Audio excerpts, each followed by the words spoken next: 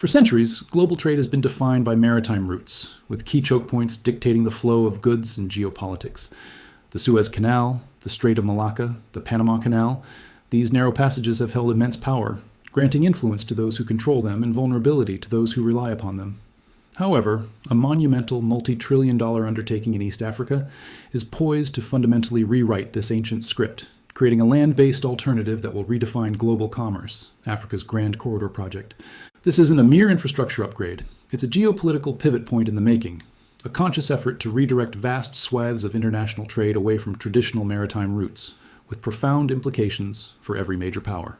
The vision is audacious, a sprawling network of interconnected railways, superhighways, oil and gas pipelines, fiber optic cables, and new deepwater ports stretching thousands of kilometers from the Indian Ocean coast deep into the African interior. This project, encompassing multiple nations and stages of development, aims to connect resource-rich landlocked countries to new, efficient maritime gateways, bypassing the congestion, costs, and geopolitical risks associated with the existing Suez Canal route, particularly for trade between Asia, Europe, and increasingly the Americas. The scale is unprecedented, far exceeding any previous African development initiative, and its long-term impact on global logistics, energy security, and regional stability is impossible to overstate. The impetus behind this grand vision is multifaceted. For too long, African nations have been fragmented, their economies hampered by inadequate infrastructure that prevents the efficient extraction of resources and the free flow of goods. Landlocked countries, particularly in East and Central Africa, face exorbitant transportation costs, making their exports uncompetitive and their imports expensive. The Grand Corridor seeks to unlock this latent economic potential, transforming these nations from isolated outposts into vital transit hubs. This internal motivation, however, is merely one facet of a much larger geopolitical chess game. From a global perspective, the existing maritime choke points are becoming increasingly precarious. The Suez Canal, while vital, faces ongoing challenges, capacity limits. Despite expansions, congestion remains a recurring issue, exemplified by the Ever Given incident, which highlighted the fragility of a single blockage. Geopolitical instability. The region surrounding the Suez Canal is inherently volatile, with piracy, regional conflicts, and political tensions posing constant threats to maritime security and the uninterrupted flow of trade. The recent Houthi attacks in the Red Sea have starkly underscored this vulnerability, forcing ships to undertake the much longer, more expensive route around the Cape of Good Hope, a costly reminder of over-reliance on a single choke point. Climate change. The long-term impacts of climate change on sea levels and extreme weather events also add a layer of uncertainty to traditional maritime routes. The Grand Corridor project offers a compelling alternative, a land bridge that can significantly shorten transit times and reduce logistical costs for certain cargo, particularly containerized goods and critical resources. Imagine goods from Asia landing at a new East African deepwater port, being rapidly transported by high-speed rail across the continent, and then shipped from a West African port directly to Europe or the Americas. This bypasses the entire Red Sea, Suez Canal, and Mediterranean Sea route, creating a faster, potentially more secure, and ultimately more cost-effective option for a significant portion of global commerce.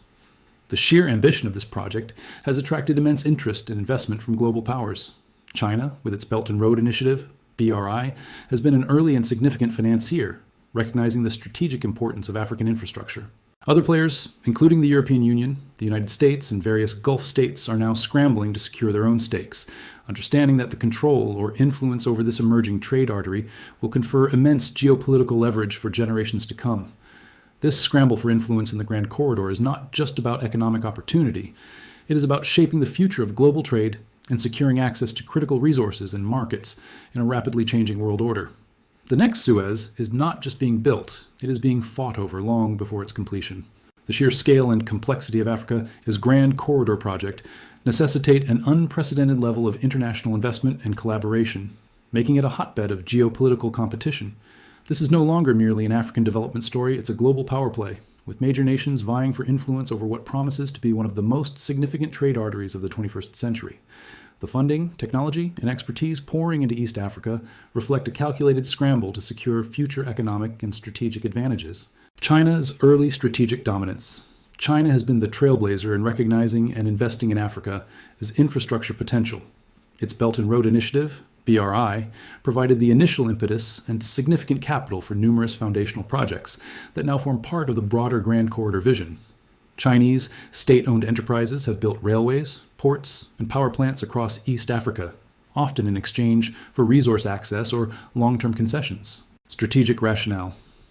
For Beijing, the Grand Corridor is an extension of its string of pearls strategy, securing maritime access in the Indian Ocean and extending its land-based trade routes. It provides access to critical African resources, minerals, energy, agricultural products, and opens new markets for Chinese goods. Crucially, it diversifies China's own supply chains, reducing reliance on potentially contested maritime routes in Southeast Asia. Methods of influence. China's approach often involves state-backed loans, comprehensive design-build-operate contracts, and a willingness to invest in large, risky projects that Western lenders often shy away from. This has given China a significant head start and deep embedded influence within the participating African nations. The West's belated, yet urgent, counter-strategy. Initially dismissive or cautious, Western powers, particularly the United States and the European Union, are now acutely aware of the strategic implications of China's dominance in the Grand Corridor. They recognize that losing influence here means losing a critical lever in global trade and resource security. U.S., Build Back Better World, and Partnership for Global Infrastructure and Investment. These initiatives, while framed as sustainable development, are explicitly designed to counter China's BRI. The U.S. aims to offer alternative, transparent, and high-quality financing options, focusing on digital infrastructure, clean energy, and health. The strategic goal is to build influence, secure supply chains, especially for critical minerals, and promote Western democratic values as an alternative to China's model. EU Global Gateway. Europe's answer, Global Gateway, focuses on sustainable and high-quality investments in digital, energy, transport, and human development. For the EU, securing reliable trade routes to and from Africa and ensuring access to raw materials is paramount for its industrial base and energy security.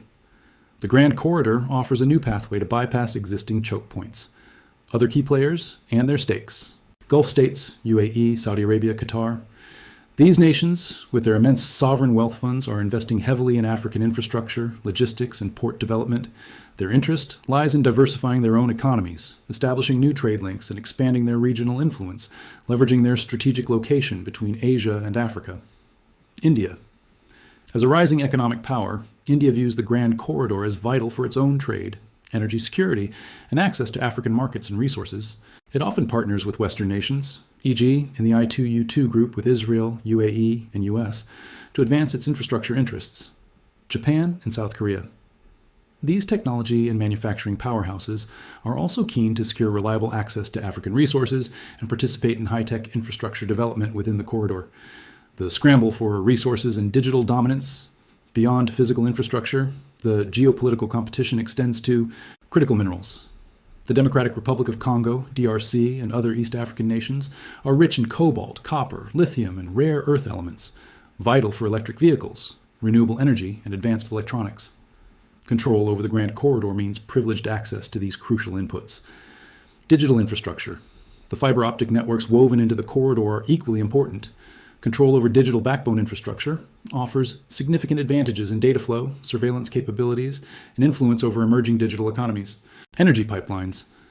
The development of oil and gas pipelines within the corridor provides energy security and export opportunities for regional producers, further integrating them into global energy markets. The sheer volume of investment and the overt strategic maneuvering of global powers underscore the fact that Africa's Grand Corridor is not just a development project. It's a battleground for geopolitical influence. Each new railway segment, each new port expansion, each new fiber optic line is a stake planted in the future of global trade and power. The next Suez is being built with a complex web of international rivalries and aspirations, making East Africa an inescapable pivot point in the unfolding 21st century geopolitical landscape. The strategic implications of Africa's Grand Corridor project extend far beyond economic development and geopolitical competition. They fundamentally challenge the long-held dominance of existing maritime choke points and promise to reshape the very arteries of global trade. This massive infrastructure initiative, once fully realized, will present a viable, compelling alternative to established shipping routes, most notably the Suez Canal, with consequences that will ripple across maritime security, logistics, and global power projection. The Suez Canal's looming challenge. For over 150 years, the Suez Canal has been the linchpin of trade between Europe, Asia, and increasingly, the eastern seaboard of the Americas.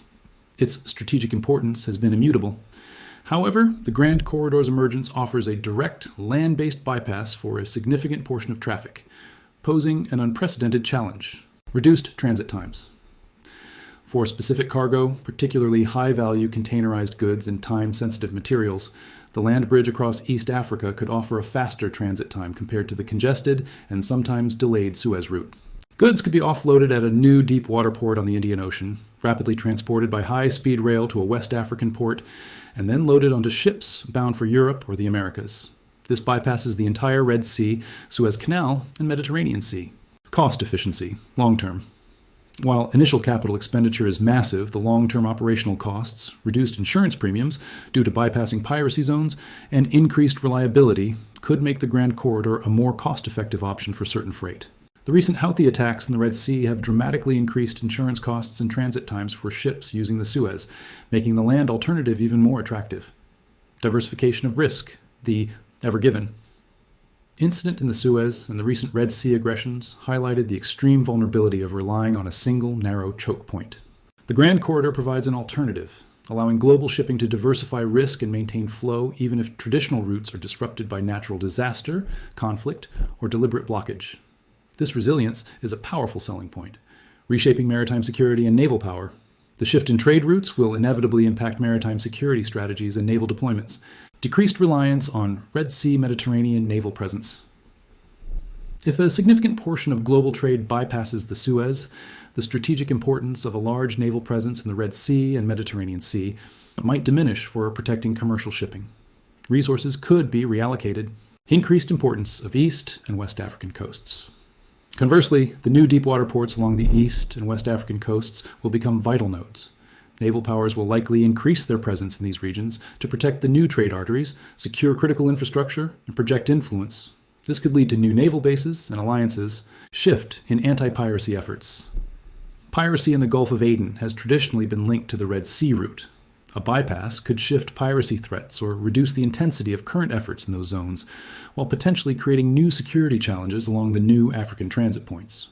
Geopolitical ramifications, diminished influence for Suez operators. Egypt, which derives significant revenue and geopolitical leverage from the Suez Canal, could see its influence wane if a viable alternative becomes widely used. This would necessitate a strategic reevaluation for Cairo. New power brokers in East and West Africa, or the nations hosting the Grand Corridor, e.g. Kenya, Ethiopia, DRC, Tanzania, Uganda, Rwanda, potentially extending to West African states, will gain unprecedented geopolitical leverage. They will become indispensable transit nations, able to exert influence over global trade and attract further investment.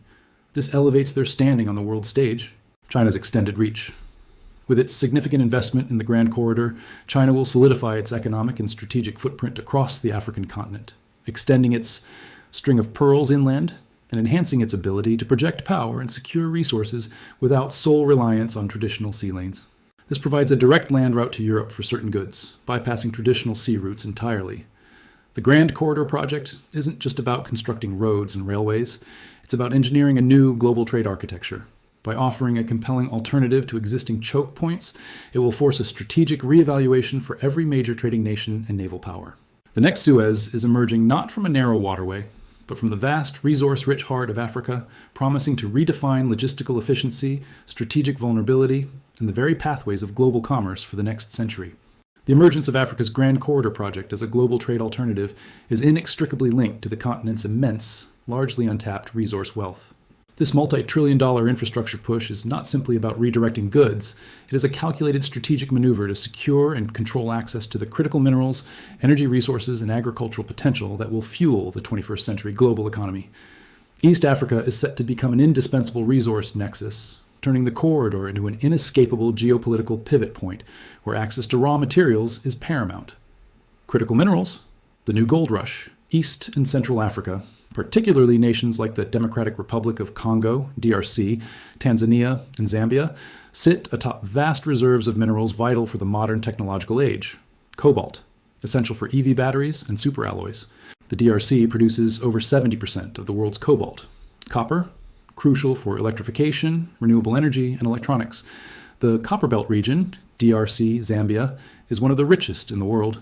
Lithium, another key component for batteries, found in various East African locales. Rare earth elements, REEs, indispensable for high-tech applications, defense systems, and green technologies. Deposits are significant across the region. Graphite, essential for EV batteries and nuclear reactors. Tanzania holds some of the world's largest untapped reserves. The Grand Corridor provides the missing link, a rapid, efficient, and secure means to transport these critical minerals from often remote, landlocked mining sites to deepwater ports for global export. Without this infrastructure, the vast majority of these resources remain economically inaccessible or subject to inefficient, high-cost logistics. Geopolitical implication: nations vying for influence in the corridor are not just building railways, they are building supply chain security. Control or privileged access to the corridor means control over the flow of these indispensable inputs, directly impacting their domestic industries, EV manufacturing, renewable energy, defense, and national security. This creates intense competition, as securing these resources is seen as a prerequisite for global economic leadership. Energy resources, pipelines of power. Beyond minerals, East Africa holds significant, though still developing, oil and gas reserves, e.g. Uganda, Tanzania, Mozambique. The Grand Corridor incorporates planned pipelines that will facilitate the extraction and export of these energy resources. Geopolitical implication. In a world grappling with energy, security concerns, and the transition to cleaner energy, diversified sources of oil and gas, even as a transitional fuel, are highly valued. The pipelines within the corridor offer new routes, reducing reliance on traditional, often volatile energy supply regions. This can shift energy trade dynamics and create new geopolitical leverage for the producing nations and their infrastructure partners. Agricultural potential. Feeding the future. East Africa possesses vast tracts of arable land and significant water resources, offering immense agricultural potential that remains largely unfulfilled due to poor infrastructure. The Grand Corridor will connect productive agricultural zones to markets, both regional and global. Geopolitical implication: food security is a growing global concern. Nations investing in the corridor are also eyeing agricultural partnerships and land leases to secure future food supplies. This expands their influence beyond minerals and energy into the fundamental necessity of food production. The indispensable nexus: the convergence of critical minerals, energy, and agriculture within East Africa, combined with the Grand Corridor's ability to efficiently transport these resources, transforms the region into an indispensable global resource nexus. Increased leverage for African nations. The nations through which the corridor passes will gain unprecedented leverage in negotiations with global powers. They become not just recipients of aid or investment, but crucial partners in global supply chains. Economic boom and regional integration. The efficient movement of goods and resources will spur economic growth, create jobs, and foster greater regional integration, potentially leading to a more unified and powerful East African economic bloc. Environmental challenges and ethical concerns. This resource boom also brings significant environmental challenges: habitat destruction, pollution, and ethical concerns, resource governance, labor practices, which will become focal points of international scrutiny and competition. The Grand Corridor project, therefore, is far more than a trade bypass. It is a strategic pipeline for the resources that will define the 21st century. The intense geopolitical competition, the multi-trillion-dollar investments, and the scramble for influence are all driven by the understanding that control over this corridor means privileged access to the raw materials essential for global economic power and technological advancement. East Africa, through this grand project, is poised to become an inescapable pivot point in the new global resource economy. The full realization of Africa's Grand Corridor project is not just an economic or logistical triumph. It is a profound geopolitical rebalancing act, poised to usher in an era where East Africa becomes an inescapable geopolitical pivot point. This isn't merely about new trade routes, it's about shifting spheres of influence, redefining regional power dynamics, and creating new strategic dependencies that will reverberate across the globe. This next Suez will fundamentally challenge existing world orders and reshape international relations for the coming century, shifting global spheres of influence, challenging Western hegemony. For decades, Western powers have largely dictated the terms of global trade and development, with established routes and institutions. The Grand Corridor, heavily influenced by non-Western powers, particularly China, offers an alternative development model and a direct challenge to this hegemony. It provides African nations with more options and less reliance on traditional Western conditionalities. Consolidating Chinese power. China's early and massive investment in the Grand Corridor will solidify its position as the dominant external power in East Africa. Its control over key infrastructure and resource access will extend its geopolitical reach, allowing it to project influence economically and potentially militarily through port access agreements across the Indian Ocean and into the heart of Africa. Rising African agency. Critically, the African nations themselves will gain unprecedented geopolitical agency. They will no longer be mere recipients of aid or sites of resource extraction, but indispensable transit nations and key partners in global trade. This newfound leverage can be used to negotiate better terms, secure more equitable partnerships, and assert their own strategic interests on the world stage. This shift transforms Africa from an object of global competition into an active player.